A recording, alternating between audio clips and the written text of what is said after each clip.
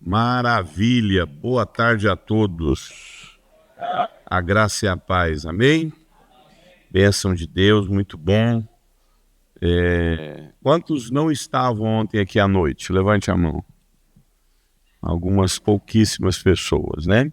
Ontem a gente deu uma introdução aí daquilo que eu chamo de raio-x da família, raio-x da sociedade, raio-x da igreja. E como eu disse, não é muito confortável essa questão do raio-x, né? E quantos ontem refletiram, pensaram muito sobre o que eu falei, conversou com o marido? O que vocês conversaram ontem? Vocês querem fazer alguma pergunta dentro daquilo que eu falei ontem? Alguma pergunta, alguma dúvida de algo que não ficou assim meio claro, que você quer conversar? Hein? Quer fazer alguma pergunta em cima do que eu falei ontem? Alguma coisa que vocês conversaram e você queria dar mais uma esclarecida, conversar mais alguma coisa, esclarecer alguma coisa? Alguém quer falar? Senão a gente vai para o conteúdo, entendeu? Não? Então tá bom. O pessoal aí ficou meio claro, né? Maravilha. Irmãos, a gente quer conversar a respeito de algo que particularmente assim eu me sinto extremamente desafiado em falar do que eu quero, desafiado e empolgado. Eu estou muito empolgado com aquilo que a gente vai conversar aqui, tá? Lembra de seguir a gente aí nas nossas redes sociais, tá? Mira seu celular e passa a nos seguir aí no Instagram. Eu postei um monte de respostas que fizeram para mim hoje lá no Instagram, né? Sempre eu jogo lá, sempre eu abro a minha caixinha de perguntas e hoje teve umas perguntas bem interessantes lá. Mas me siga lá no Instagram, você que também quer me seguir aí no YouTube. Eu não coloquei aqui o YouTube nessa projeção, depois eu coloco. E amém, vamos orar mais uma vez? Pai querido, obrigado por essa tarde e por tudo que a gente vai pensar e refletir aqui nesse dia, tanto agora quanto à noite. Nós pedimos, Senhor Deus, assim como já foi orado, qualquer influência do inimigo, do diabo, para querer nos tirar nosso conforto, tirar a nossa atenção. Eu sei do que vai ser tratado aqui, Deus. Eu sei que o que eu vou tratar aqui vai curar pessoas, vai mudar histórias. Por isso, fala conosco, em nome de Jesus, amém. Eu estou muito empolgado com aquilo que nós vamos entregar aqui para vocês, tá? Está sendo filmado, né? Está sendo filmado.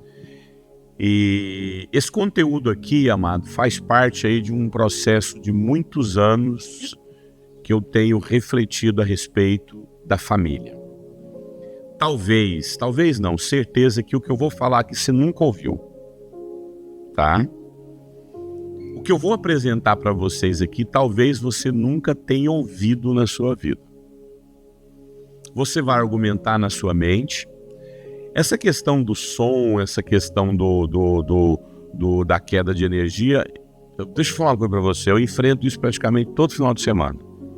É incrível, eu não estou querendo espiritualizar o que não é espiritualizável, mas eu preciso ler que se tem uma coisa que confronta o mundo espiritual, é o que eu vou entregar para vocês aqui. Porque eu vou falar sobre libertação, amado, de uma forma que talvez você nunca ouviu. Você vai ser livre nessa tarde. À noite também. E eu vou falar uma coisa para você. Eu enfrento situações assim, meu irmão, que parece que tem até um momento onde a coisa fica mais afunilada e mais confronto ainda no mundo espiritual. Por isso eu gostaria de pedir para você evitar sair. Porque o que eu vou falar aqui, uma frase fora de contexto, um momento em que você perde o que eu estou falando, pode alterar aí a sua compreensão. Procure não argumentar na sua cabeça, mas tente aceitar o que eu estou falando.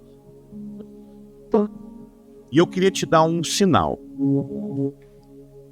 A maioria das coisas que você argumentar dizendo que eu estou errado, possivelmente seja justamente o que você tem que aprender.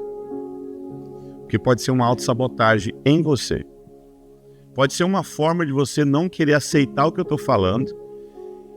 E a forma de você se autossabotar é falar, não tem nada a ver com o que ele está falando. Então eu gostaria de te dar um alerta. Possivelmente aquilo que você vai ter dificuldade de aceitar hoje, à tarde e à noite, seja justamente a área que você tem que mudar. Gente, eu não estou aqui pagando de o dono da verdade, mas na minha experiência de anos e anos de palestra dentro dessa abordagem, eu descobri que praticamente todas as pessoas que chegam para mim dizendo não concordo com aquilo que você está falando, é justamente a área que a pessoa precisa ser transformada. Então deixa Deus falar no seu coração e leva em consideração que possivelmente eu esteja falando uma verdade. Que possivelmente Deus esteja até me usando para te transformar. Amém? Ah, mas você não vai levar em consideração minha vida. Estou levando sim. Ah, você não está levando em consideração a minha história. Estou levando sim. Amado, isso aqui é vinho velho. Isso aqui é vinho velho. Isso aqui é anos e anos e anos de observação, de leitura, de estudo, de aconselhamento e principalmente na minha vida. Amém? E principalmente na minha vida.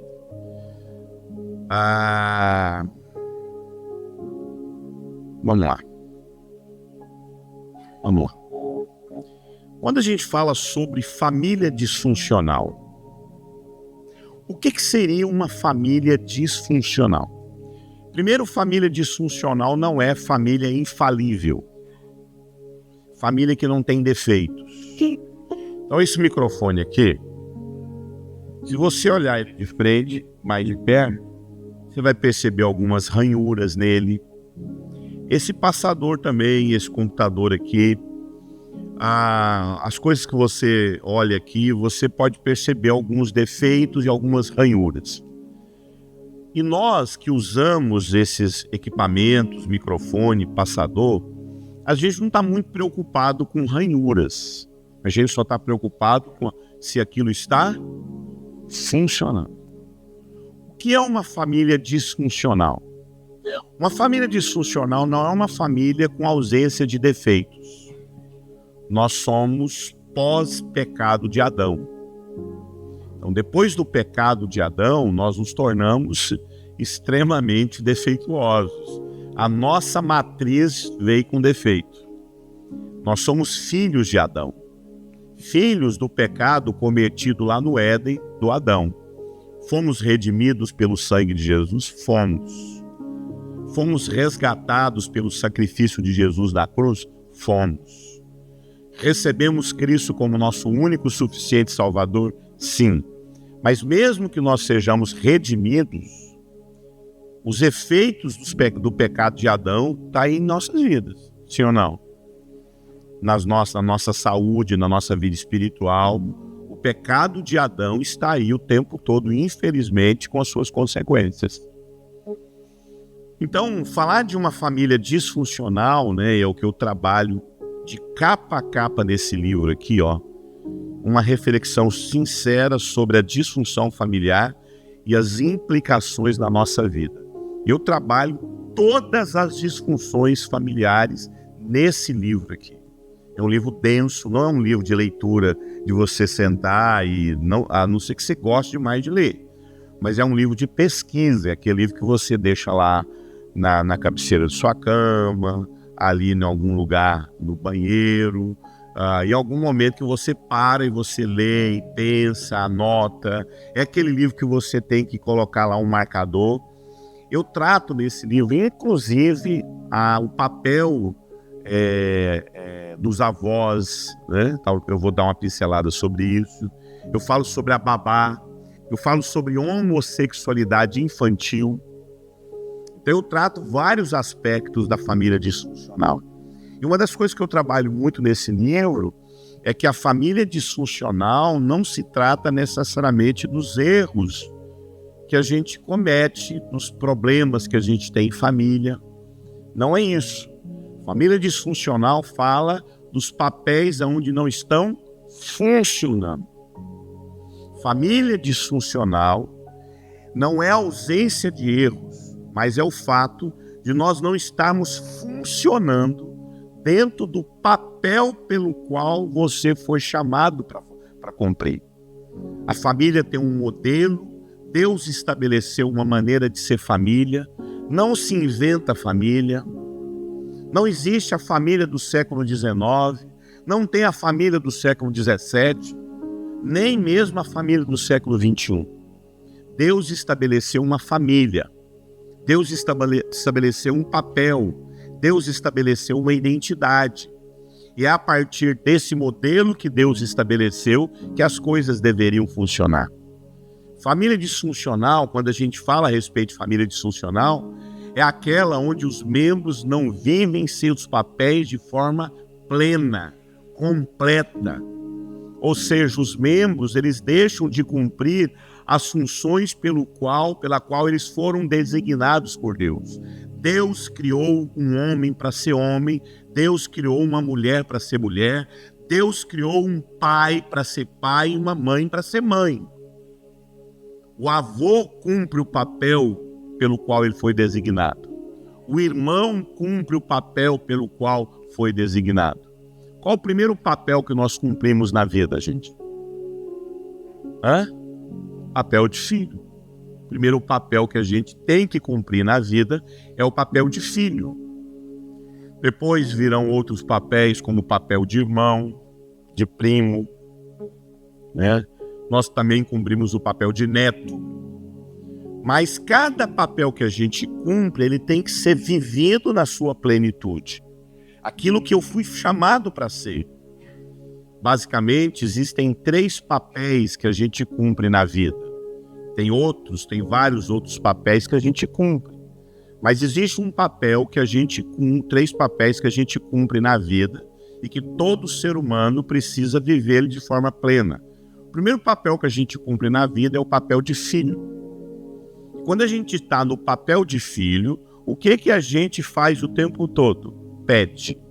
Filho pede.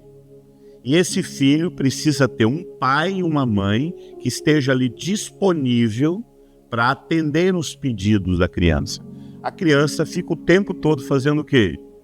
Pedidos, pedidos, pedidos. E no lugar dela de criança, ela está ali para ser atendida.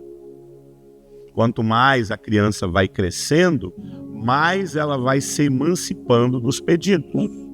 Mas com a criança a gente entende que ela vive no papel de pedir.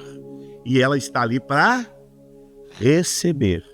E ela precisa ter um adulto suficientemente saudável para atender os pedidos dessa criança sem surtar, sem adoecer.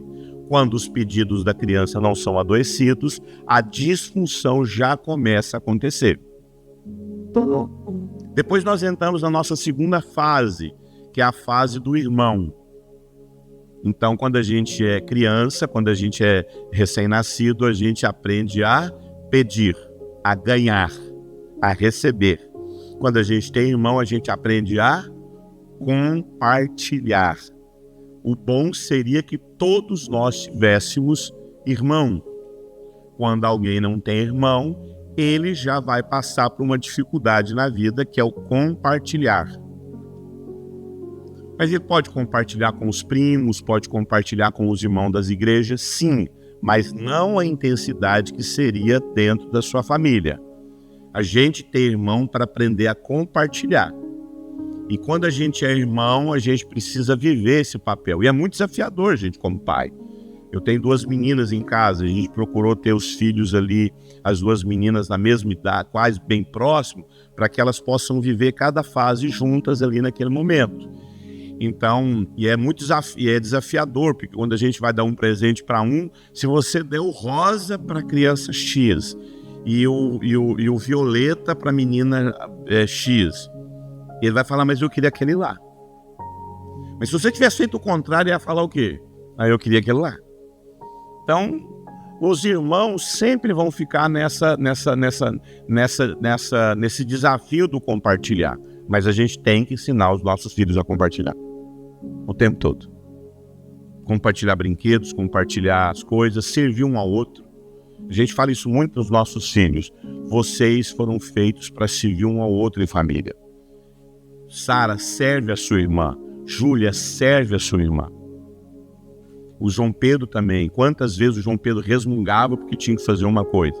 Ele falou, João Pedro, você tem que servir sua família. Você não é hóspede nessa casa.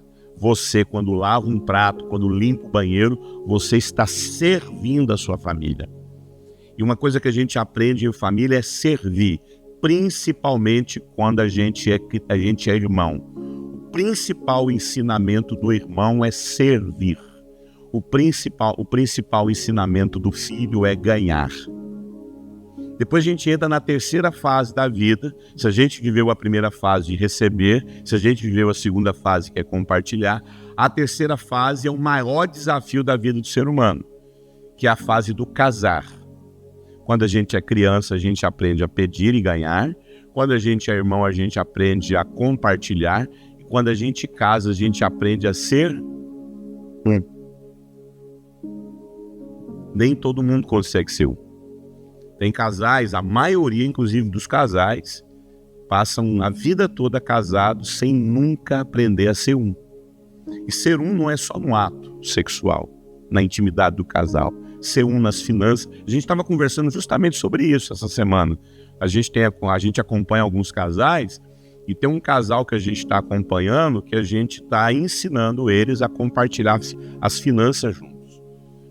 E tem uma coisa lá que o último aconselhamento que esse homem fez comigo, ele falou, não, pastor, eu já estou entendendo que a minha esposa precisa fazer parte das finanças. Inclusive, eu sempre dava para ela ali por mês, 200, 300 reais, e eu dei uma melhorada, agora eu vou dar 400 para ela. Eu estava conversando com a minha esposa, né, porque a gente faz a gente conversa antes, vai lá, qual o próximo passo que a gente vai dar com o casal. Aí eu falei assim, amor, eu não consigo entender como é que um homem dá dinheiro para a esposa dela. Porque as finanças não é do marido. As finanças não é da esposa. A finança é de quê? Do casal. Quando a gente se une a Jesus, então Eurípides, ele é uma pessoa, ele é um indivíduo. O Eurípides é um indivíduo. E quando o Eurípides entende o Evangelho de Jesus, e eu recebo Jesus como meu Salvador, o indivíduo Jesus se une com a pessoa de Cristo. E o indivíduo Jesus que se une com a pessoa de Cristo dá à luz um ser. Qual o nome desse ser? Quem sabe? Quem sabe? Então o indivíduo Jesus encontrou com Cristo. O indivíduo Eurípides encontrou com a pessoa de Jesus. Jesus não é um indivíduo. Jesus é uma pessoa. Porque ele faz parte da Trindade. O indivíduo, o nome já fala, contrário, dividir, dois. Aquele que não se divide em dois. É um só. Jesus é um indivíduo? Não, ele é uma pessoa. Porque ele faz parte de uma relação. A relação da Trindade. Então a pessoa de Deus, a pessoa do Espírito Santo e a pessoa de Jesus. Não existe pessoa sozinha. Existe o indivíduo sozinho. Mas o indivíduo Eurípides, sozinho na minha vida, individualizada, o meu individualismo, se une à pessoa de Cristo, nasce um ser. Quem sabe o nome desse ser? Vamos lá, quem arrisca? Quem sabe o nome do ser que nasce quando eu me uno a Cristo? Igreja. A igreja é uma pessoa, gente. A igreja é uma pessoa. Tanto é que lá no Apocalipse, é uma multidão que começa a cantar, mas já parou no final do livro de Apocalipse, não é mais uma multidão, É uma noiva, é uma pessoa, é uma mulher que está diante do noivo com o Espírito Santo dizendo, ora vem. Então é um mistério, isso aqui, todo pastor tem uma heresia, isso aqui é a minha heresia. Eu acredito que vai chegar um momento na eternidade que a gente vai ser um cheio só. Então essa multidão vai virar uma noiva. Eu não sei, isso é metafísico isso. Todos nós seremos um só, que é uma noiva diante do noivo que é Cristo. E haverá um casamento. Então as irmãs, os irmãos que nunca casaram na vida, têm esperança para você. Um dia você vai participar de uma cerimônia de casamento. Com quem? Nem que seja com Jesus, mas você vai casar. A esperança para você, entendeu? Então a união do Eurípides com Cristo nasceu a igreja passa a existir. Então eu posso viver minha vida do jeito que eu quero a partir do momento que eu me torno de Cristo? Não, eu tenho, porque eu estou ligado à igreja, que isso aqui é uma pessoa. Sim ou não? Então a partir do momento que você se tornou corpo de Cristo, você pode se prostituir? Quando você estava lá no mundão, você se prostituía? Você tinha que dar satisfação para alguém? Não. Você acessava pornografia, você fazia uma vida toda errada, sim ou não? A partir do momento que você uniu a igreja, acabou, meu irmão. Sua vida agora pertence à igreja. Você tem que dar satisfação da sua vida. Tem ou não tem, gente? Você vai casar, você se empendecer, de repente você chega aqui na igreja, é casado. Você foi lá, encontrou uma fulana, gostou dela, morou. Falou, não, vamos morar junto aí. Aí um dia o pastor Rodrigo tá andando na rua e vê você de mão dada com a fulana. Aí, olha, fulano casou. Aí chegou, ô fulano, tudo bem? É minha esposa. Ué, e você é membro da igreja, faz parte da igreja, é membro. Aí o que o pastor Rodrigo vai falar? Ô meu irmão, você casou? Não, pastor, de boa, a vida é minha, eu falo dela que eu quero. Eu olhei pra fulana lá, gostei dela, nós estamos 2 semanas morando juntos. O que o pastor Rodrigo vai fazer? Vai reunir a liderança da igreja. E ele vai reunir o presbitério, o conselho da igreja, e falou, ó, fulano tá amaziado com a pessoa, fulano faz parte da igreja, é batizado, faz parte dos membros, participa da ceia, é membro da nossa igreja, mas ele tá amaziado. O que a igreja vai ter que fazer com esse irmão? Disciplinar ele. Por que a igreja vai disciplinar esse irmão? Porque não é mais um indivíduo, ele é membro de um corpo, que se chama igreja. Os irmãos entenderam? Isso aqui é um corpo. Quando a gente casa, acontece a mesma coisa. Quando esse homem se uniu a essa mulher, nasceu um ser chamado casal. O casal, gente, é uma pessoa que precisa ser cuidada, que precisa ser nutrida. Então, o dinheiro não é do marido. O dinheiro é do pastor Rodrigo. O dinheiro dessa igreja, é dessa família aqui, gente. Todo o dinheiro que entra aqui é dessa família aqui. Inclusive da cadeia, se isso acontecer. Isso é um estatuto. O dinheiro é de quem, gente? Da igreja. Tanto é que tem que ter prestação de conta. Então o pastor Rodrigo não decide trocar de carro, vai lá, pega lá, vai lá. Isso acontece nas igrejas que é tudo doente. Uma igreja saudável, existe um presbitério, existe um conselho, existe um concílio, qual que é o nome que você dá aqui? Diretoria. E quem aprova a construção, quem aprova a execução, a compra, é a diretoria da igreja. Não é o pastor Rodrigo. Estou certo ou estou errado? Como disse o Zinho Malta. Estou certo ou estou errado? É assim que funciona. Deixa eu falar uma coisa para você, gente. No casal não existe isso. Não existe o casal que decide. Então é estranho um homem chegar para mim e falar assim, pastor, eu estou ajudando financeiramente a minha esposa.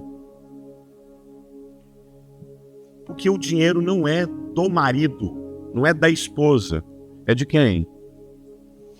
Por isso que é estranho alguém falar assim, pastor, as pessoas perguntam de vez em quando no Instagram para mim, pastor, qual que é a sua opinião de uma mulher ganhar mais do que o marido? Qual é a resposta que eu dou diante do que eu ensinei para vocês? A mulher nunca vai ganhar mais do que o marido. E o marido nunca vai ganhar mais do que a mulher. Por quê, gente? Porque todo o dinheiro que o marido trabalha e ganha é de quem? Do casal. Entende? Então não existe possibilidade da igreja viver uma vida fora de Cristo, como não há possibilidade de um casal viver fora do outro. Por isso que é difícil um casal se tornar um. Porque não é o problema do marido, é o problema de quê? Do casal. Qual que é a minha grande dificuldade nas igrejas do Brasil? É quando eu escuto alguém falar assim, ó, fulano caiu em adultério, o pastor caiu em adultério, aí a esposa assume a igreja. Como, gente? Como é que um marido pode cair em adultério e a esposa assumir a igreja? Por que é estranho isso? Vê se vocês podem responder. Porque se ele caiu, o que aconteceu com ela? Ela caiu também, velho. Se ele está doente, os dois estão doentes. O casal está doente. Não é o indivíduo que está doente, amado. A Bíblia fala, inclusive, Paulo se ocupa em dizer que se uma parte do corpo sente dor, todo o corpo vai sentir dor. Então o que é família disfuncional? É onde eu não vou para o meu lugar. O meu lugar no corpo, no casamento, na relação. Então quando a gente fala a respeito das fases da vida, por que é difícil a gente se tornar um? Porque a gente não aprendeu a ser filho, a gente não aprendeu a ser irmão. E o casal se torna um. Então família disfuncional não é uma família onde tem problemas, não tem problema, é ausência de erros. Não, a gente comete erros, nós temos problema. Mas eu preciso entender quem eu sou nesse casamento. Quem que eu represento nessa relação? Qual é esse casal que existe? Então aqui existe uma só igreja, sim ou não? Da mesma forma que existe um só casal aqui. Existe uma terceira? Pode ter uma terceira pessoa num casamento? Não tem como. Qual o nome que se dá disso? Adultério. Não existe uma terceira pessoa no casamento. É uma só pessoa, um só ser, que chama casal. E a relação desse casal, ninguém faz parte. Vai ter aqui o pai, vai ter a mãe, vai ter os filhos. Mas a relação desse casal, existe um nível de conhecimento que essa mulher tem desse homem, tem que ter desse homem. Existe um nível de conhecimento que esse homem tem que ter dessa mulher, que ninguém no planeta tem. Amado, já parou para pensar que a pessoa que mais me conhece nos quase 7 bilhões de habitantes do planeta Terra é só uma pessoa? Quem é essa pessoa? Minha esposa. Existe uma intimidade que eu tenho com a minha esposa que ninguém no planeta pode ter. Ninguém no planeta pode ter. Eu tenho amigos, eu tenho amizades, eu tenho relacionamentos, mas o nível de intimidade que eu tenho com a minha esposa, ninguém pode ter. Temos problemas? Repito, temos dificuldade? Temos. Mas eu sou diametralmente oposto ao temperamento da minha esposa. Minha esposa é de um jeito. Eu vejo vocês dois, vocês até são parecidos, assim, gente. Aparentemente, a gente sai com os dois é caladinho, os dois é caladinho, ele é caladinho, ele sabe. Eu, minha esposa, gente, não tem lógica. Eu sou daqueles que quando eu começo a falar, eu olho pra minha mulher, ela não soltou uma palavra. Eu acordo de um jeito, mas lá em casa é o contrário. Nesse aspecto, lá em casa é o contrário. Eu acordo pilhado e eu usando a corda assim. Ela só pega no tranco depois do meio-dia. Minha esposa, Marcos, é um ser calado. Pensa 1000 vezes antes de agir. Mão de vaca. Já pensou uma mulher fina? Via de regra, as mulheres são gastadeiras. São. Mulher gasta mais do que homem. Mas minha mulher não existe. Tem lógica. Minha mulher demora 7 anos. Não estou exagerando. Ela demorou 8 anos para comprar um fogão. Tinha um fogão lá em casa. 5, mas o fogão que ela queria. Ela demorou 8 anos para comprar. Sabe por quê? Porque ela vai pensar, ela vai analisar, ela vai viajar o Brasil, que nós temos essa facilidade, para ela ter certeza que não tem uma loja no Brasil com um fogão mais barato que ela queria. Ela vai andar na cidade inteira. Às vezes a gente vai em umas lojas assim, ela quer comprar uma coisa. Exemplo, o que lá em casa ela está querendo comprar? Está querendo comprar uma lavadora de louça. Já vai para 5 anos. Um dia essa lavadora aparece lá em casa. Ela vai pesquisar, ela vai olhar. Não, e quando ela compra errado? Comprar errado é saber que tinha uma mais barata, na mesma marca. Não, ela fica mal. Ela fala, não acredito que tinha mais barato. De vez em quando ela acha, esse tempo atrás me ligou.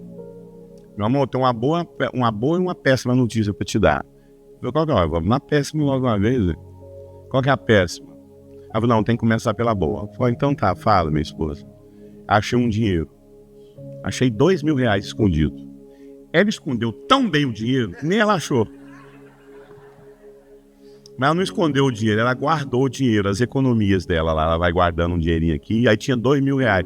Eu falei, amor, você tem R$2.000 guardado aí? Eu falei, meu amor, faz anos que esse dinheiro tá guardado, que estava num casaco que eu nunca uso. E qual que é a má notícia? Deus mandou dar para os missionários na Tailândia. Aí, tá bom. Então nós temos ajustes, amado. Eu penso diferente. A maneira de eu disciplinar a filha é diferente da maneira da Osana disciplinar a filha. A maneira de eu interpretar a vida, de acordar é diferente da minha esposa. Então, nós temos ajuste. Mas presta atenção. O que é ser disfuncional? É eu não estar no meu lugar, fazendo aquilo que Deus pediu para eu fazer. É não estar no meu lugar. Então, família disfuncional, essa ilustração aqui da inteligência, né? Ela fala de uma bagunça, fala de uma desordem, né? Onde há uma desordem total na casa. E essa desordem,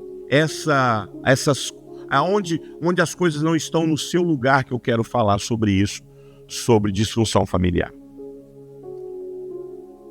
Durante muito tempo na minha vida, eu acho que quando eu comecei a pregar para vocês aqui, há 7, 8 anos atrás, eu já tinha desistido dessa prática. Quando eu comecei a ministrar, quase 20 anos atrás, eu tinha uma prática que era o seguinte, eu ministrava 4 horas da tarde, 3 horas da tarde, e eu me abria para aconselhar pessoas.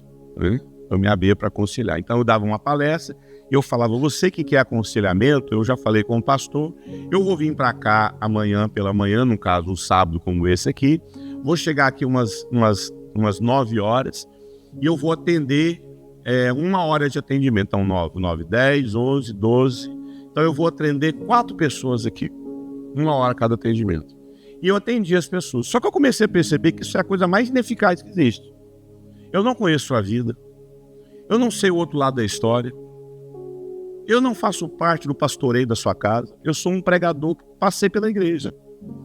Então eu comecei a perceber que era extremamente ineficaz eu atender o indivíduo.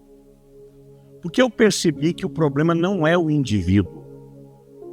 Não é o indivíduo que está doente. É o sistema familiar que está doente. Guarda uma coisa na sua cabeça.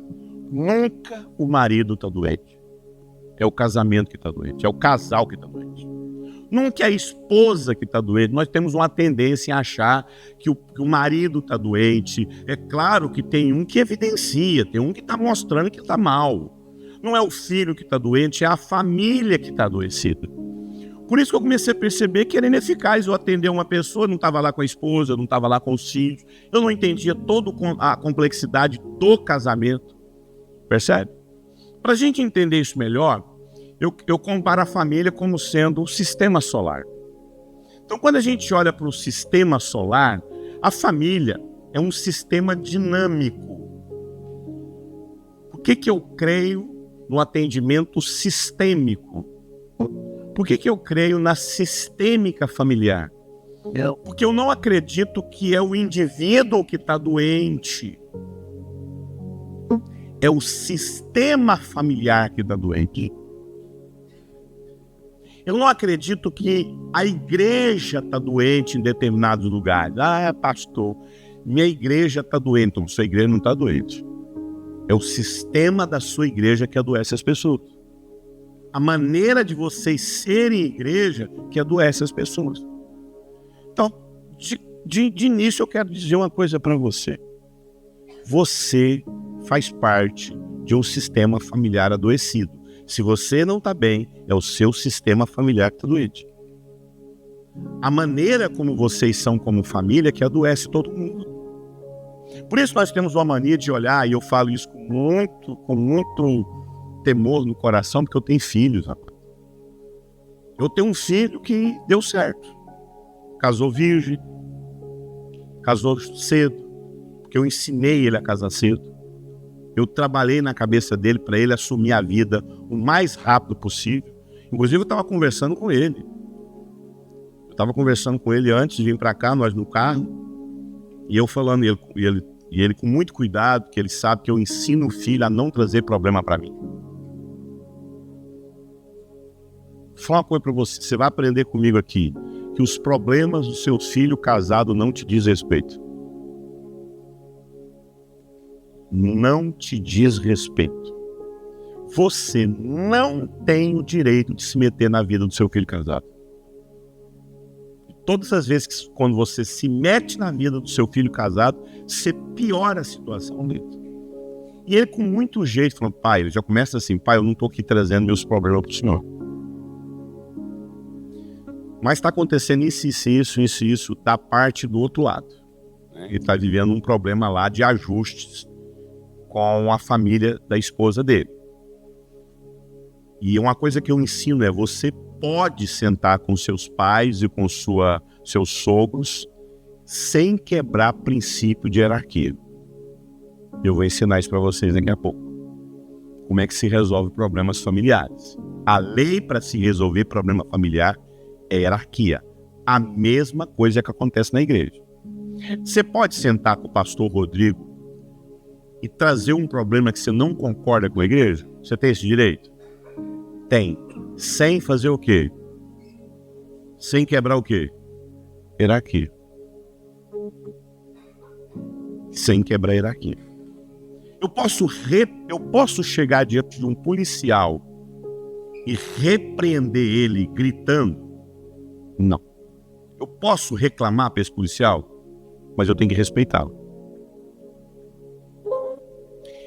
Então, eu vou explicar isso daqui a pouco para vocês. Então, o meu filho veio conversar comigo sobre algumas situações que ele precisa resolver.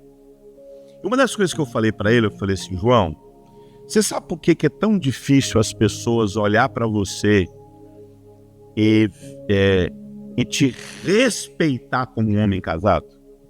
Porque você só tem 19 anos.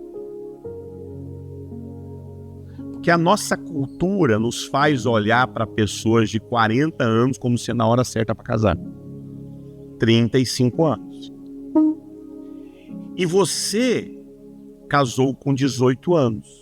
Isso significa, João Pedro, que quando você tiver 30 anos de idade, a idade que eu nem pensava em cair a ficha do moleque que eu era, amado, com 30 anos eu era um moleque ainda. Então, João Pedro, as decisões que você toma na vida com 19 anos de idade, eu nem sonhava quando eu tinha a sua idade. Isso significa que o nível de maturidade que você vai adquirir quando você tiver 50 anos, quando você tiver a minha idade, vai ser anos longe do que eu sou hoje. Vocês entenderam o que eu estou falando, gente? Que o João Pedro, quando ele tiver 30 anos de idade, a maturidade que ele vai ter, eu nem sonhava em ter com 30 anos de idade. Por quê? Porque eu fiz ele assumir responsabilidade o mais cedo possível. Que é a maior responsabilidade que um homem pode assumir na vida. Qual é a maior responsabilidade que um homem pode assumir na vida? De cuidar de uma mulher. De cuidar de uma mulher. Jesus foi um excelente carpinteiro? Pode ter, com certeza. Jesus foi um excelente cidadão? Sim. Mas qual foi o propósito de Jesus vir ao mundo? Dar vida pela igreja. Então a maior maturidade na vida de um homem, o maior desafio de um homem não é o trabalho dele, não é a profissão dele. O maior desafio na vida de um homem é empenhar uma palavra com uma mulher e nunca mais voltar atrás. Um homem amadurece com esposa. Pessoas solteiras são felizes? São. Pessoas solteiras podem servir a Deus? Muito bem. Mas eles podem se dizer pessoas maduras? Não. Porque existe um nível de maturidade que você tem aonde? Dentro do casamento. Casais sem filhos são felizes? São. Casais sem filhos podem viver bem? Podem. Mas existe um nível de maturidade que a gente tem na vida de casado que a gente só adquire com um filho. Então, quando a gente fala a respeito de sistema familiar, nós não queremos... Eu estou querendo mostrar para vocês que eu não creio que o indivíduo pai está com problema, o indivíduo mãe está com problema, não é, ou o indivíduo marido, é todo o sistema familiar. Por que a gente fala sistema solar? Por que a gente fala sistema nervoso, sistema orgânico? Por que o nosso corpo é um sistema? Porque tudo está o quê? Conectado. Um sente, um depende do outro. Cada parte do meu corpo depende de uma outra parte para que haja funcionamento do corpo. Por que é sistema familiar? Porque cada um depende um do outro nessa família para que ela funcione bem. E o que é essa dependência? A dependência de entender que cada um tem o seu lugar na família. Cada um ocupa um lugar na família. E quanto mais eu cumpro o meu lugar, quanto mais eu exerço a minha função ali, o meu papel na minha família, mais o meu sistema familiar é saudável. Então, por que a gente tem um sistema solar? Porque é o seguinte, amado, se você for perguntar para qualquer astrônomo sério, né? Se você for perguntar para o Sacani lá, o astrônomo lá conhecido do Brasil, né? Se você perguntar para o Sacani, existe vida fora do planeta Terra? Quem sabe qual é a resposta que o Sacani vai dar? Alguém já ouviu falar? Vocês conhecem o Sacani, né? O pessoal que vê a internet sabe lá, aquele astrônomo, né? Sabe o que ele fala? Não existe vida fora do planeta. Aí você pergunta para ele, mas por que você não acredita? Ele falou, todo astrônomo sério não acredita que exista vida fora do planeta. Nós estamos sozinhos no universo. Aí ele fala, por quê? Porque todas as leis do universo são as mesmas. Então lá na Lua, você pula, porque a força gravitacional é diferente. Mas aquela força gravitacional lá da Lua, ela é equalizada. Você calcula aquela força gravitacional. Existe uma equação que diz por que a gravidade da Lua é daquela forma. Existe uma equação, né? Eu não sou matemático, mas existe uma equação que produz essa força gravitacional aqui da Terra, que mantém a gente grudado na Terra. A própria bomba nuclear é uma equação. Olha que coisa louca. Não há possibilidade... Tem algum físico aqui, gente? Professor de física? Tem algum professor de física aqui? Bem? Então, se tivesse um físico aqui, ele ia falar milhões de vezes melhor do que eu, né? Então, a bomba atômica, ela só existiu porque o Einstein criou uma equação e a partir daquela equação lá, como é que é o nome do cara lá? Como é que é o nome dele? O Reis lá, o cara que criou a bomba atômica? É Oppenheim. Aí o Oppenheim pegou a equação de Einstein e fez aquela equação produzir uma fissura no átomo. Então eles conseguiram produzir uma fissura atômica no átomo através de uma equação matemática. Então tudo é uma equação. Então, para que haja vida fora do planeta, a equação tem que ser a mesma. Tudo o que aconteceu na Terra, que é Deus... Deixa eu falar uma coisa para você. O que eu vou falar aqui, gente, é ciência. Mas a mão de Deus estava o quê? Equacionando tudo isso. Amém? Então eu acredito que Deus, na equação dele, matemática, que Deus criou a matemática, Deus criou a física quântica, Deus na sua equação produziu tudo isso que nós temos aqui na criação. Mas para que haja vida num planetinha fora do sistema solar, deveria haver a mesma equação. Como assim a mesma equação? Significa que esse planeta aqui, ele está grande, mas ele é pequenininho. Que esse planeta aqui, Terra, ele só tem vida porque existe uma equação que fez com que ele estivesse aqui, nesse lugar, nesse ponto aqui. Se ele tivesse um pouco mais próximo de Vênus, ele teria uma temperatura tão alta que não haveria possibilidade de existir vida e água. A água iria evaporar. A vida era impossível. Se esse planeta tivesse um pouquinho próximo de Marte, a água na Terra ia congelar e com o tempo ela ia solidificar e com o tempo ela ia virar rocha.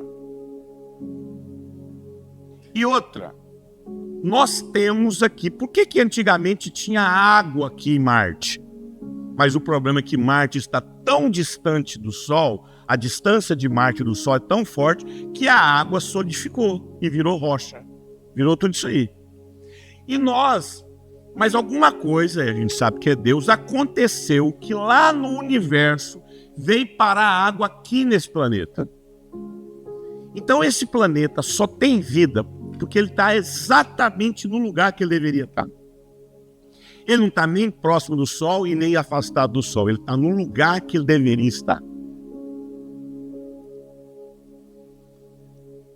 Só tem vida nesse planeta porque nós temos vulcões. Existe magma no centro da Terra. E esses vulcões produzem continentes. A partir do momento que essa lava sai da Terra, vai aparecendo os continentes. Mas não é só por conta disso. Um dia, um astro sozinho viajou, um corpo celeste, estava vagando no universo. E ele foi puxado pela força gravitacional da Terra e parou na Terra. E ficou fazendo o quê? Orbitando em volta dela. E ele era um gigantesco corpo celeste. E todo corpo que orbita em volta de um outro corpo toma formas arredondadas. Então aquele corpo celeste gigantesco ficou orbitando tanto tempo em volta da Terra que ele ficou redondo, que é a nossa Lua. E que é Deus que fez isso, tá, gente? Lá na criação do mundo fala de um dia, mas esse dia pode ter sido o quê? 1000 anos, né? Pode ter sido 1000 anos. Até porque nem o dia 24 horas tinha tido ainda, quando Deus começou a criar tudo. Pois bem, então não tem nenhuma dificuldade de acreditar nessas transformações. Com exceção da criação do homem, o restante tudo eu acredito que pode ter demorado anos e anos. O homem eu acredito que foi instantâneo ali, Deus moldando. Mas esse planeta está exatamente no lugar que ele está. Pois bem, nosso planeta tem Júpiter. Sabe o que é Júpiter? É o nosso escudo. Se não existisse Júpiter, que em comparação da Terra, amado, é como se a Terra fosse do tamanho de uma bolinha de gude e o Júpiter fosse do tamanho dessa estrutura aqui, ó. Então é uma bola de gude do lado de uma bola do tamanho desse salão aqui, é Júpiter perto da gente. Isso significa, amado, que Júpiter tem uma força gravitacional tão gigantesca que todo corpo celeste que vai entrar em contato, vai entrar em rota de colisão com a Terra, Júpiter repele ou puxa.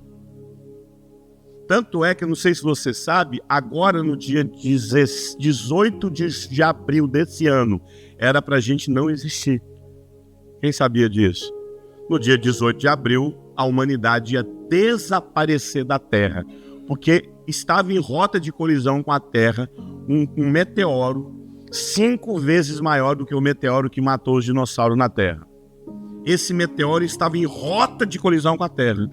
Nós iríamos deixar de existir no dia 18 de abril. Mas nós temos quem? Júpiter. Quando esse meteoro chegou aqui em rota de colisão com a Terra, a força gravitacional de Júpiter foi tão grande que mudou a rota dele. Então, todos os meteoros são mudados de rota por conta de Júpiter. Júpiter é o nosso escudo.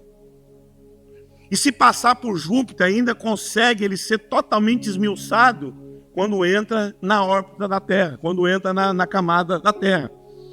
Então, nós temos uma Lua que faz com que a água seja empurrada e passam a existir os continentes. Como assim, Eurico? Lembra do filme Meu Malvado Favorito? Lembra? Pois bem, o meu malvado favorito foi lá e fez a Lua de encolher e roubou a Lua, não foi? Pois bem, se a Lua desaparecer do planeta Terra, você sabe o que aconteceria com a Terra? Ficaria só a ponta do pico Everest de fora. Todo o planeta Terra ia ser inundado pelo mar. Porque é a força gravitacional da Lua que empurra a água formando os continentes. Se desaparecer a Lua, todas as cidades da Terra vão desaparecer, vai inundar tudo, o mar toma conta de tudo. Então nós temos uma Lua, nós temos vulcões, nós temos água, nós temos Júpiter, nós temos uma distância exata do Sol, nós estamos exatamente no lugar que deveria estar.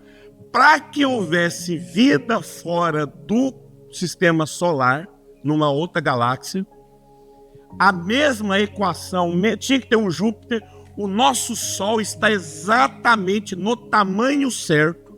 Amado, existem sóis que o nosso Sol é do tamanho da ponta de um alfinete perto dele. Olha que loucura. O nosso Sol está exatamente do tamanho certo. Nós temos um Sol. Tem sistema solar, amado, que tem 3 sóis. Todos os planetas estão em colapso o tempo todo. Nós temos um Sol. O nosso Sol é amarelo. Ele já foi laranja, um dia ele vai ser azul. Quando ele ficar azul, ele explode. Que é o final da chama.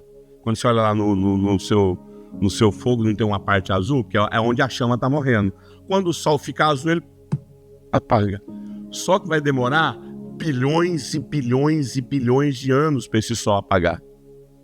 Eu estou falando, aí eu estou tirando, entre aspas, Deus da equação. Deus está nessa equação aí. Por que eu estou falando? Só existe vida no sistema solar porque cada corpo, que a gente chama inclusive de corpo, está no seu devido lugar. A gente chama isso de sistema solar. Só é um sistema porque cada componente desse sistema está no seu lugar. Olha para mim aqui. O que é uma família funcional? O que é um sistema familiar? É onde todo mundo está no seu lugar, fazendo aquilo que foi chamado para fazer, cumprindo o propósito pelo qual Deus te colocou para ser nessa família. Ninguém tem que inventar. Alguém inventou uma lua. Sabe uma coisa? Eu sou um cientista, vou inventar a lua.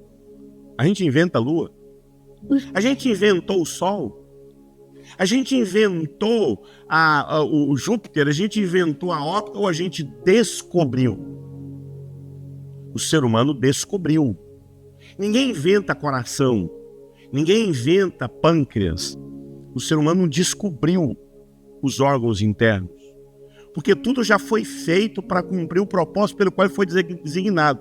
Olha aqui, ninguém tem que inventar a família, ninguém tem que criar um novo modelo de marido, um novo modelo de esposa, um novo modelo de avô, um novo modelo de pai, um novo modelo de esposa. Existe uma forma da família funcionar. Queira você aceite ou não, queira você entenda ou não, a partir do momento que você casa, você tem que encaixar nesse modelo, nesse sistema familiar. Se você não cumpre o seu papel, o sistema familiar entra em colapso. O que é família disfuncional? É onde cada membro não está cumprindo o propósito pelo qual ele foi designado. Então, quando você olha para essa imagem aí, você tem um marido, você tem uma esposa, você tem uma mãe, você tem uma sogra, você tem uma criança. E essa aí é uma família em total disfuncional, total desordem. Essa família é uma família disfuncional. Esse aqui é o marido. Ele está tomando conta de quem? Da mãe. E a mãe dele está tomando conta de quem? Do neto. E possivelmente tem uma mãe também sozinha. Uma criança sozinha, uma esposa sozinha e um filho sozinho.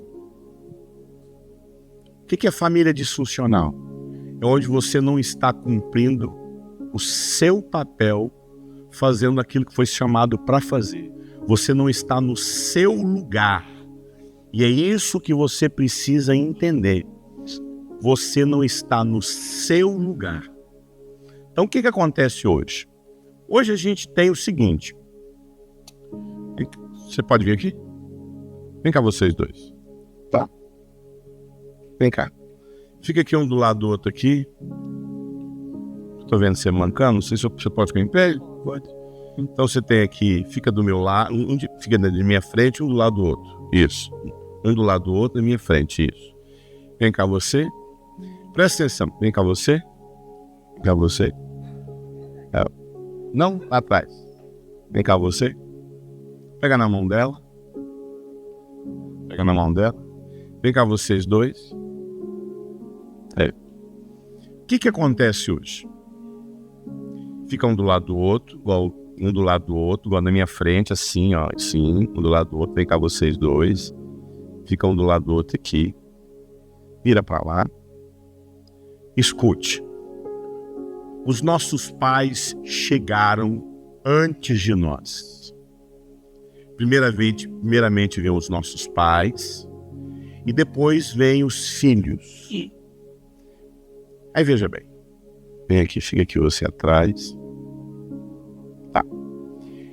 Então os nossos pais chegaram antes de nós e esse é o lugar deles. E como os nossos pais têm que chegar? Sozinhos. O certo seria os nossos pais chegarem sem filhos. Desculpe falar, se o seu casamento começou com um filho, ele já começou disfuncional.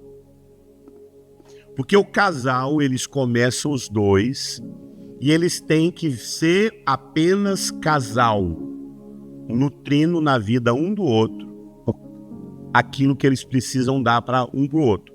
Esse homem cuida dessa mulher, essa mulher cuida desse homem.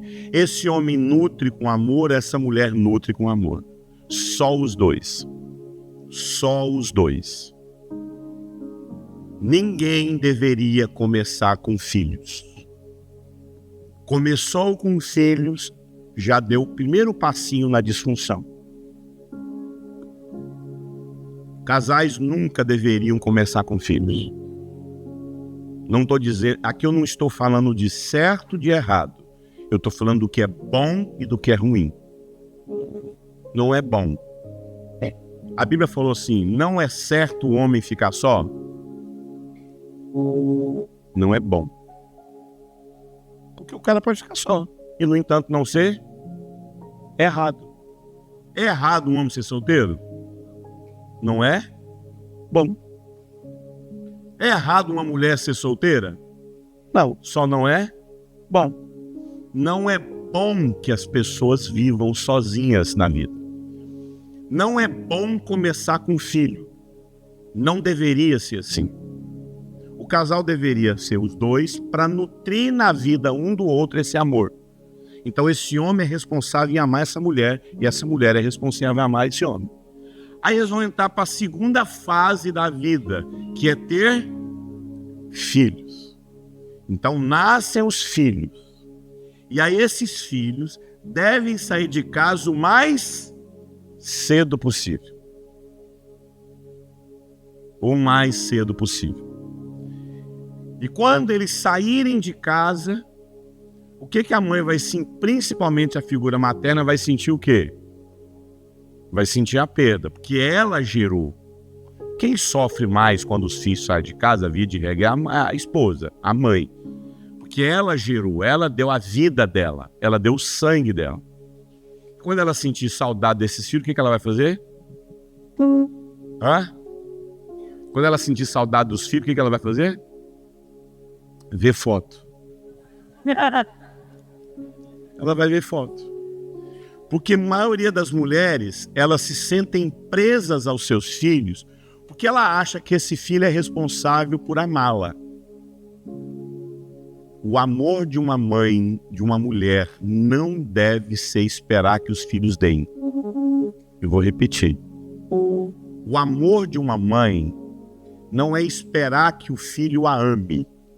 Porque quem é responsável em amar essa mulher? E não os filhos. Porque essa mãe cuida desse filho, esse pai cuida desse filho, e liberam esses filhos para a vida o mais cedo possível.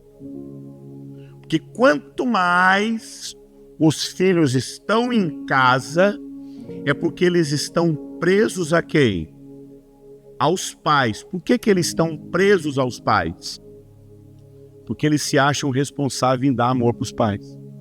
Por que eles se sentem responsáveis em dar amor para os pais? Porque um não dá o quê? Amor um para o outro. Quanto mais os pais nutrem um ao outro em amor, mais os filhos querem fazer o quê? Ir embora para a vida. Quanto mais eles veem os pais mal resolvidos, mais eles têm medo de deixar os pais, porque sabem que eles vão sofrer, porque eles não suportam viver juntos. Porque a primeira fase de um casal é ser em casal. A segunda fase de um casal é ser em paz. Mas eles têm que deixar os filhos embora e voltar a ser o quê? O problema é que o que acontece com a maioria dos casais? Eles não, principalmente a mulher, não quer voltar a ser. Então, todo casal, quantos anos tem o filho você? Quantos anos tem o filho você? 17. Um dia ela vai fazer, então ela já está dando os primeiros passos para quê? Vai embora. E aí os dois têm que entender que eles têm que voltar a ser o quê? Casal. Porque quando os filhos vão embora, acabou. Aí os filhos vão para a vida. Vão para a vida. É o fruto desse relacionamento. Então esse relacionamento frutificou. Como é que esse relacionamento deu fruto? Através dos filhos. E os filhos vão para a vida. Aí esse casal vai ter o quê? Filho. Esse filho aqui é filho desse casal. É o fruto. Esse filho aqui não é o fruto desse casal. É o fruto de quem? Desse casal. Então, quem tomou conta desses filhos? Quem tomou conta desses filhos? Quem cuidou desses filhos? Esse casal. Quem toma conta desse filho? Esse casal. Não são os avós. Olha aqui para mim. Se a Terra sair do lugar dela e for para o lugar de Marte, o que acontece com a Terra? Morre. Quando você pega o seu filho, que era para você cuidar, e dá para os avós cuidar, você colocou ele no lugar errado. O lugar dele não é lá. Quem cuida de filho é pai e mãe, e não os avós. Porque o tempo de cuidar dos pais já passou. Agora não é tempo de cuidar do fruto. É tempo de desfrutar do fruto. Os netos não é fruto, neto é desfruto. Por isso que vô não cuida de neto, vô desfruta dos netos. Quem cuida dos netos? Os pais.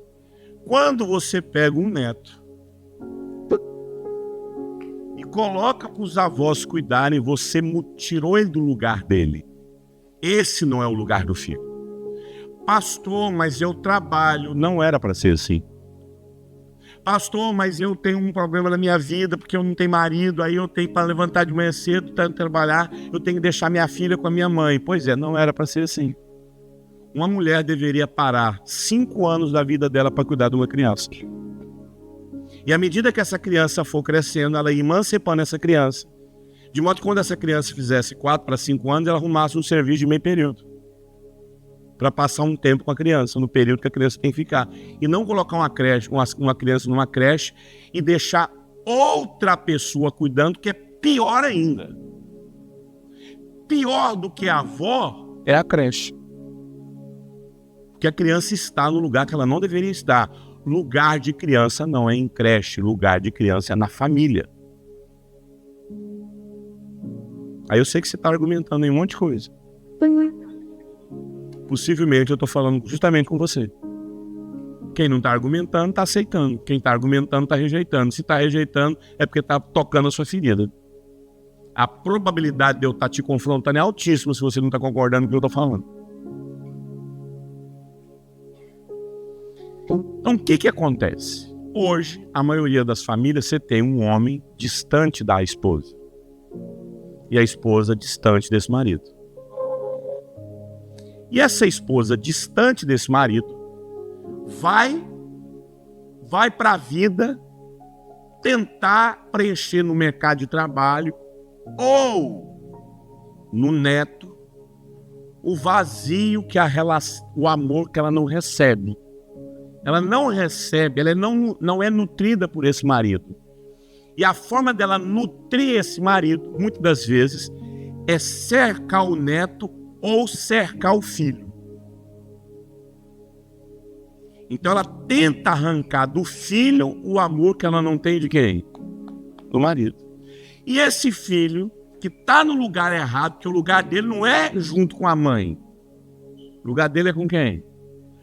Quando ele está no lugar errado, ele enfraquece a maioria desses caras que estão pregados em suas mães, e isso quando eles casam. Eles são fracos, eles vão para pornografia, eles vão para amante, eles têm uma vida eles têm problema com ejaculação precoce, eles não conseguem ter uma vida saudável. Por que a vida dele é adoecida? Porque ele está no lugar errado. Por que esse cara aqui também, que devia estar cuidando da esposa dele, ele também está fraco? Porque ele está no lugar, ele está enfiado lá no mercado de trabalho e não cumpre o papel dele dentro de casa como marido. Por que essa neta vai para as drogas? Conheço essa história uma atrás da outra. Pastor, eu cuidei tanto da minha neta e ela adoeceu. Porque ela está no lugar errado. Por que muitas vezes esse cara aqui, que é o filho dela, não consegue cuidar da esposa? Não consegue cuidar da mulher, mano. Porque um homem só consegue cuidar da esposa quando ele rompe com a mãe. Você quer saber qual que é o pior tipo de marido que alguém pode ter? É o cara casado, grudado da mamãe dele. E hoje nós vivemos uma geração de homens que tem corpo para a mulher, mas o coração dele não está com a mulher, o coração dele está com quem? Então ele sexualmente é da esposa, mas emocionalmente ele é de quem? Da mãe dele. Em outras palavras, ele tem a vida sexual com a mulher, mas o amor dele não está com a mulher dele, está com a mãe dele. E aí, como essa mulher também está sozinha, ela vai para os ansiolíticos, ela vai para a depressão. Às vezes vão até para o amante. O que é restauração familiar?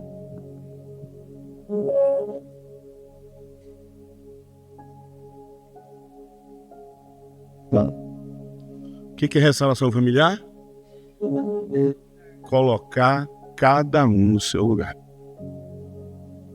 Posso falar uma coisa para você, gente? Não existe família restaurada se você não entender quem é o seu papel nessa casa. Obrigado, dê uma salva de palmas para ele, gente.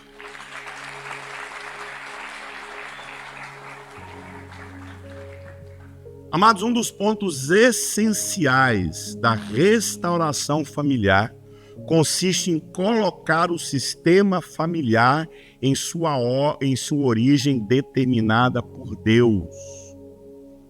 Um dos pontos essenciais na restauração familiar consiste em colocar o sistema familiar em sua ordem determinada por Deus. Por quê, amado? Todos devem ocupar o seu devido lugar na família. Alguém chegou para mim e falou assim: essas imagens suas parecem ser do Testemunho de Jeová. Eu falei, não, é a inteligência artificial que é TJ, entendeu? A inteligência artificial, acho que ela é dos Testemunhos de Jeová, porque é tudo igual a ilustração. Gente, é interessante, né? Quando você lê esse versículo aqui, ó. Mas o Senhor Deus chamou o homem e perguntou: onde? Amado, essa pergunta aí é a pergunta. Porque quando alguém faz uma coisa errada com você, qual a primeira coisa que você pergunta para a pessoa? Hã? Não é. O que você fez, meu Deus? Se você pega alguém fazendo uma coisa errada com você, você chega lá, pega o caboclo errando.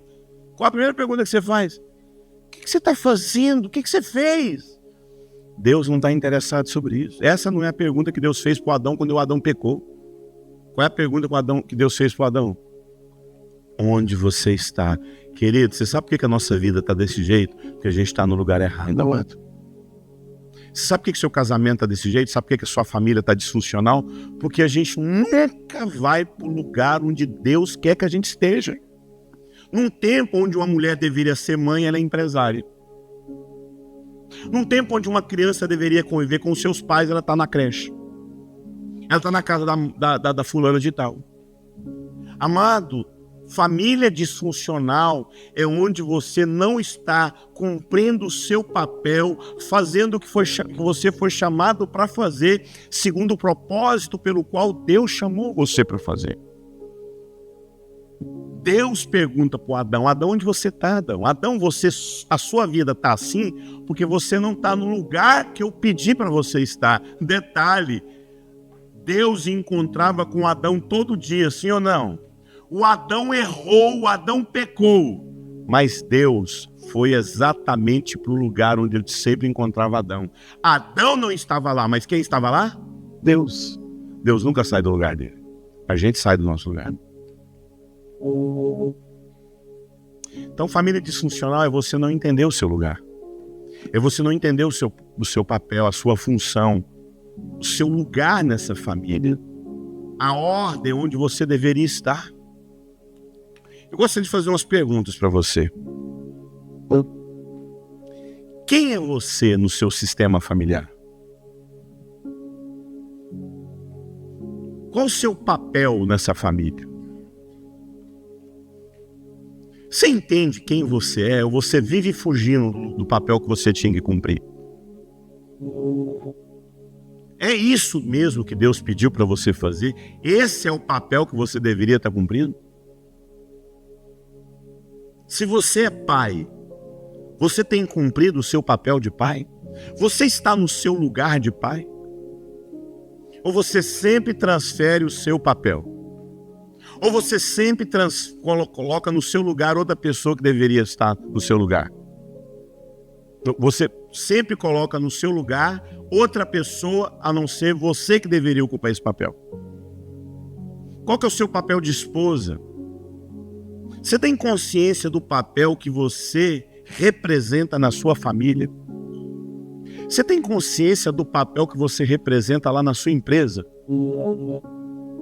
Você tem consciência do papel que você representa aqui na igreja?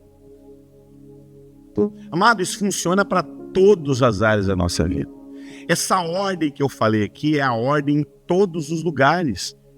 O seu lugar lá na sua empresa, o seu lugar lá na igreja, aqui na igreja, meu irmão.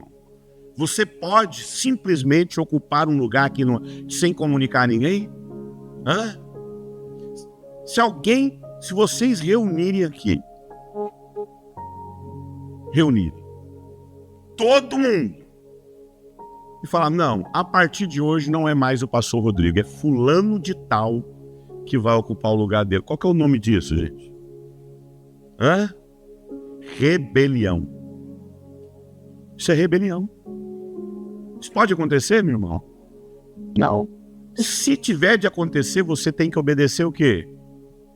Princípios. Se você não concorda com um pastor, com um líder, para que você possa colocar a sua opinião a respeito dessa situação, você tem que obedecer um princípio hierárquico. Você tem que fazer uma convenção, você tem que chamar os líderes lá, você tem que chamar as pessoas certas.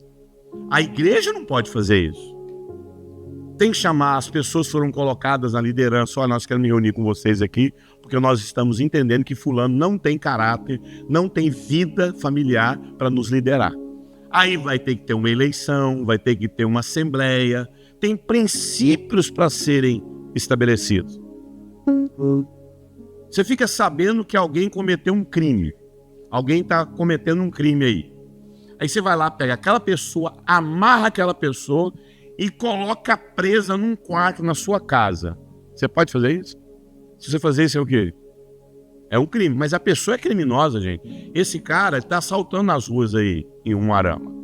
Esse cara está o tempo todo rendendo um monte de gente, tomando celular, colocando até faca no pescoço da pessoa. Aí você vai prestar um favor à sociedade, pegar esse cara, amarrar ele com cordas, colocar lá num quarto da sua casa e manter ele 10 anos preso lá. Você pode fazer isso? Não, amado, para você fazer isso, você precisa fazer o quê? Levar ele na justiça, ele tem que ser julgado, ele tem que passar por toda uma investigação, tem que haver uma sentença e colocar ele lá no lugar que ele tem que cumprir a pena dele. Ninguém pode fazer isso de qualquer jeito. A mesma coisa é na família, gente. Você não pode colocar alguém que... Gente, por favor, entenda o que eu estou dizendo. Você não pode colocar alguém para assumir o seu lugar de esposa. Você não pode colocar alguém para assumir o lugar de cuidar dos seus filhos. Você não pode colocar alguém para cuidar da sua esposa. Você não pode colocar alguém para cuidar do seu marido. Você não pode colocar alguém para cuidar dos seus filhos. Se isso tiver de ser feito, se é que tem que ser feito, você tem que fazer isso debaixo de princípios. O problema é que a gente quer conduzir a nossa família de qualquer jeito, meus irmãos. A gente só quer transferir responsabilidades. O velho pecado do Adão, a mulher que tu me deste é culpa sua, Deus. O Adão e a mulher vão lá e fazem tudo errado, não obedecem à voz de Deus, e a primeira coisa que eles fazem é colocar a culpa em quem? Em Deus.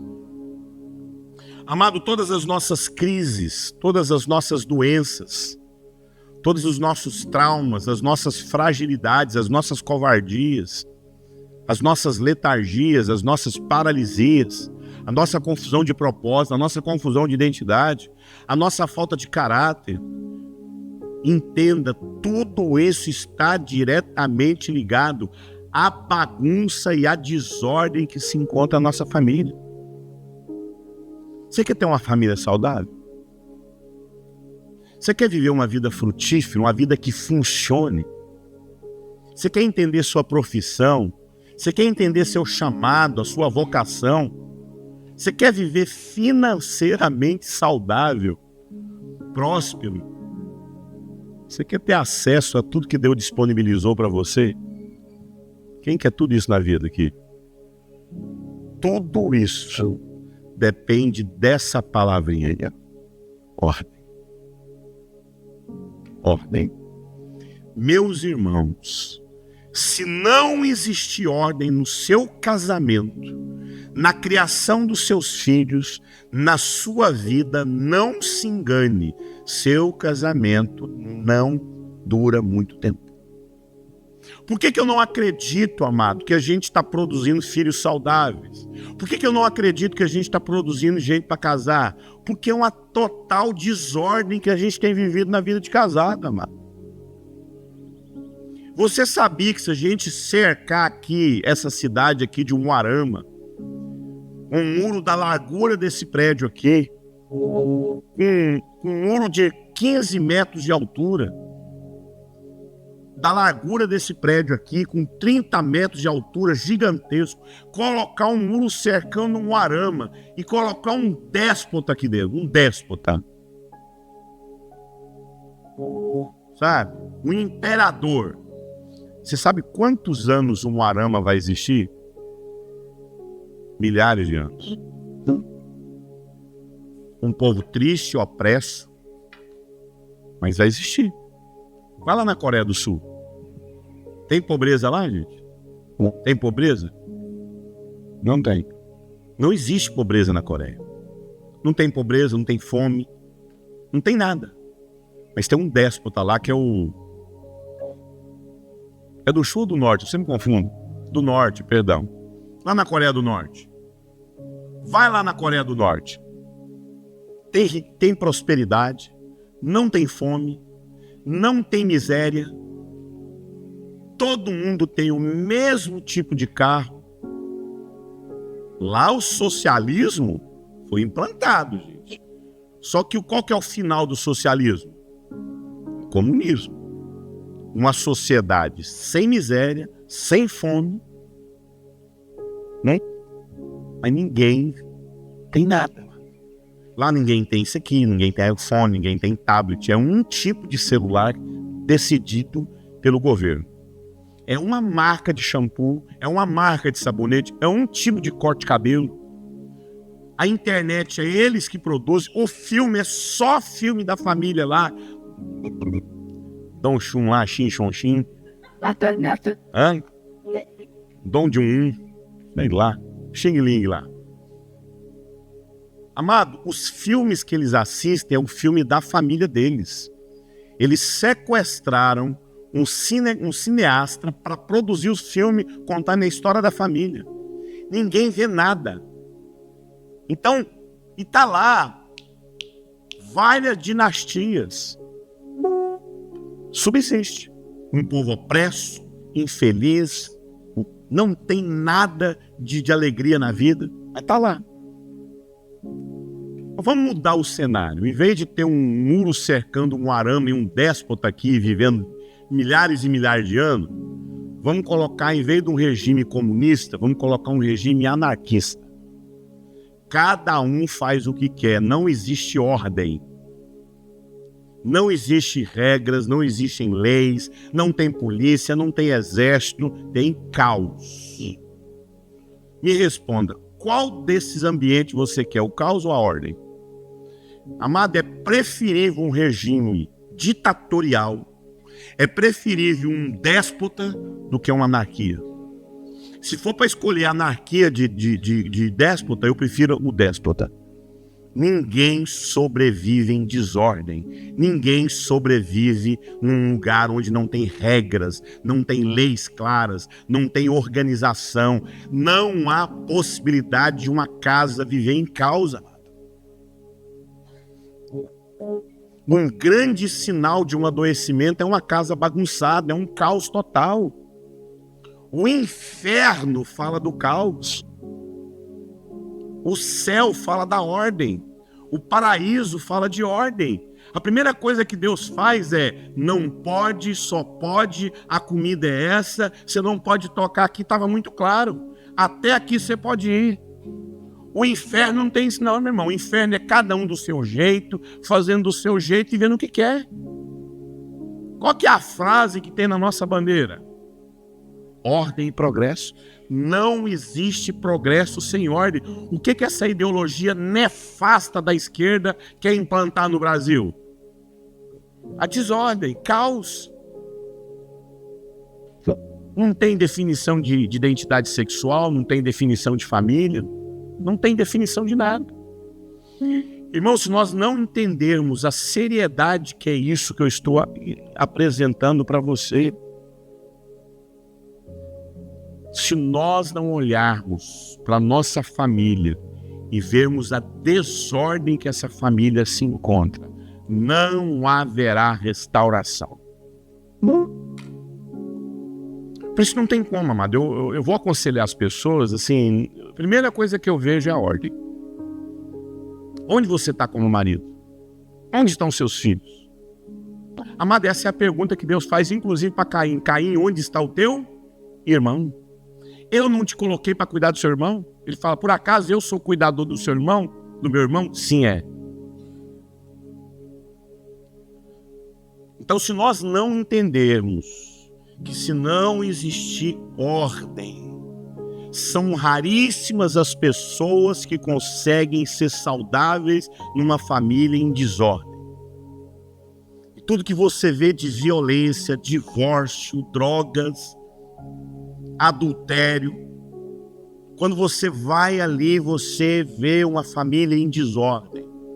Se não existir ordem, se você não entender o seu lugar nesse casamento, se você não entender o seu lugar como mãe, se você não entender o seu lugar como pai, se você não entender o seu lugar como filho, como avô, se você não entender o seu lugar na sua família, o caos e a desordem é o que sobra. Amado, querendo ou não, tudo que você é depende de responder essa pergunta aí, ó. Como é que era seu ambiente familiar? E a pior coisa que a gente acha, amado, é acreditar que a gente não traz da família de origem a bagunça que a gente vivia lá na nossa família de origem para a nossa nova família. Amado, a família é a principal área que afeta toda a nossa qualidade de vida. E por que eu afirmo categoricamente que a atual família está profundamente adoecida? Porque o sistema familiar está profundamente adoecido e totalmente em desordem. Não há ordem, amados. É uma total desordem. Amado, quando você atende hoje uma pessoa, um casal, você não está ali atendendo apenas um probleminha. Não é um probleminha que você está enfrentando, que você está tendo que organizar. É todo um processo de anos de desordem familiar. Desordem no tempo de namoro, desordem em casa, desordem na criação de filho. Não para pensar o que é ser esposa, o que é ser marido, o que é cuidar de uma família. Não é possível nós falarmos sobre restauração familiar se a gente não voltar para o lugar, eu devolver você para o lugar que você nunca deveria ter saído. E a gente vive uma bagunça, mas em todos os sentidos. É uma desordem de função, é uma desordem de papéis, é uma desordem de identidade. O principal sintoma de uma família adoecida, de uma família disfuncional, é a desordem. Amado, tem lugares que eu vou que só de você olhar para a casa da pessoa você vê que ela é adoecida. É uma bagunça, meu irmão. Amado, uma vez eu preguei numa igreja, que era uma igreja tão doente, que havia um lixo na porta da igreja. Um lixo. E esse lixo já estava nascendo um pé de mamão, com os mamões lá já nascendo. Irmão, se tem um lixo na porta de uma casa e já está nascendo mamão no pé de mamão, significa o quê? Está muito tempo aqui lá. Amado, muito da nossa bagunça exterior fala da nossa bagunça interior. Você quer um diagnóstico aqui agora para saber como é que está seu casamento? Veja a bagunça que é sua casa. Veja como é a bagunça do seu guarda-roupa. Veja como é a bagunça dos móveis da sua casa. Mas quando você vai lá naqueles casos lá da Discovery, lá dos acumuladores, melhor dizendo, o que retrata a principal característica daquela pessoa que vai juntando aquele lixo? É uma pessoa emocionalmente doente, sim ou não? Então, repito, muito da nossa desordem exterior fala da nossa desordem interior. Quanto mais adoecido você é interiormente, mais adoecida é a sua família. Vai numa família pra você ver onde todo mundo tá assim enfiado nas drogas, marido adúltero, família doente. Você vai lá, aquela casa é uma bagunça, gente. Vida financeira, total desordem, amado. Amado, eu não acredito que Deus esteja agindo na vida de alguém se Ele não colocar a vida dessa pessoa em ordem. Quando Deus foi entregar o planeta Terra para Adão, qual a primeira coisa que Deus fez com esse planeta? Colocou em ordem. Colocou em ordem. Eu nunca esqueci uma vez um documentário que eu vi daquela menininha lá, a Isabela Nardoni. E é um documentário na HBO. E a delegada fala que quando ela chegou na casa, o corpinho da Isabela ainda estava lá na grama quando eles jogaram ela pela grade lá da janela. E ela falou que quando ela entrou naquele apartamento, ela ficou assustada com a bagunça que era aquele apartamento. Ela falou que contou mais de 30 pacotes de fralda cheias de cocô de dias que estavam ali. Ela falou que tinha 2 dedos de gordura na pia da cozinha, de sujeira. Eu tenho um pastor que eu ministro na igreja dele, lá em Campo Grande, ele trabalha com crimes de pedofilia, crimes de internet, pedofilia internet, né? Como é que fala? Virtual, né? E ele fala que ele executou algumas operações para prender gente que vende pornografia infantil. Ele falou que todos os ambientes que ele chega é um ambiente podre. Foi pastor, uma vez eu fui numa casa onde tinha uma velhinha lá, uma senhorinha dos 70 ou dos 80 anos de idade, e o filho dela de 22 anos vendia pornografia infantil. Esse menino estava há mais de 3 anos dentro desse quarto. A avó que pegava limpava lá o banheiro dele. Ele consumia Coca-Cola, porque o dinheiro cai na conta dele o tempo todo. Só que ele nem desfrutava daquele dinheiro. Ele nem usava aquele dinheiro. Tudo nele ele ligava e comprava. Ele falou que quando ele chegou lá, tinha mais ou menos assim, uns 200 pacotes de refrigerante, de lanche, de McDonald's. Ele não deixava a mãe entrar, a avó dele entrar, porque ele só obeso. E a mulher chorando, quando a gente foi prender ele falou assim que em cima do computador dele, aquelas abelhas pretas, sabe? Aquelas abelhas fedidas preta, e a casa dela é de madeira, de terra, né? Ele falou que ela foi construindo um negócio de terra que formou certinho assim, como se fosse uma cabeça de um cavalo, começava lá em cima, ia descendo e parava em cima do computador dele. Arapuá. Ele falou que era tão fedido de podre aquele ambiente. Ele falou: pastor, todos os ambientes de pedófilos são podres. Mas isso não é só na vida de uma pessoa surtada, não, amado. Fala também da bagunça que é nossa casa. Como é que anda a sua casa? Eu tô falando de coisas em casa mesmo.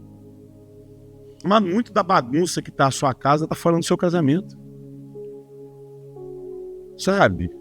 Muito do acúmulo de lixo, de coisa velha, daquilo que você não usa mais. Você quer saber como é que está emocionalmente o seu casamento? Você quer saber como é que está a sua vida emocional e o seu casamento? Pensa como é que anda a sua casa. A bagunça que é o seu lar. A sujeira que é os móveis da sua casa, a parede da sua casa. Amado, quando eu chego numa igreja, eu vejo uma igreja suja, fedida. Eu já leio espiritualmente aquele lugar. Eu já leio. Então, quando a gente fala de desordem, amado, essa desordem fala de tudo. A desordem da nossa vida financeira. Escute, se a sua vida financeira está uma bagunça, põe algo na sua vida. Deus não está agindo na sua vida. Não está. Você é religioso. Se a sua vida financeira é uma bagunça, posso falar uma coisa para você? Eu sempre cuidei muito bem da minha vida espiritual. Deus me confrontou financeiramente. E eu só passei a ter prosperidade financeira quando eu coloquei minha vida em ordem. Quando eu trouxe à luz a minha vida financeira para minha esposa. Eu sempre cuidei muito bem da minha saúde espiritual, da minha alma. Cuido da minha alma. Mas recentemente Deus puxou minha orelha a respeito da minha saúde. Deus falou comigo: ou você tira esse açúcar de você ou você vai morrer. E eu não vou te salvar. Eu não vou fazer por você, Eurípides, aquilo que é responsabilidade sua. Gente, Deus organizou esse mundo uma vez e entregou esse mundo para a gente tomar conta. Você acha que Deus entrega para nós assim uma esposa endemoniada, doida, maluca? Muito difícil, eu não sei que você seja maluco, mas Deus entrega para nós uma menina, gente boa, de família. A gente que faz uma bagunça na vida dessa menina. Você acha que os nossos filhos nascem assim, saiu da barriga da mãe possesso? possessão intrauterina, não creem nisso, amado. Por que os nossos filhos adoecem? A bagunça que a gente faz. O que Deus está precisando de colocar em ordem no seu casamento? O que Deus está precisando de colocar em ordem na sua vida? Então agora é a hora de um exercício. É hora de um exercício. Pastor, eu não sou casada. Eu não sou casado. Você vai orar, você vai fechar seu olhinho e vai ficar nessa condição maravilhosa que você está aí agora. Entendeu? Todo mundo queria estar no seu lugar agora.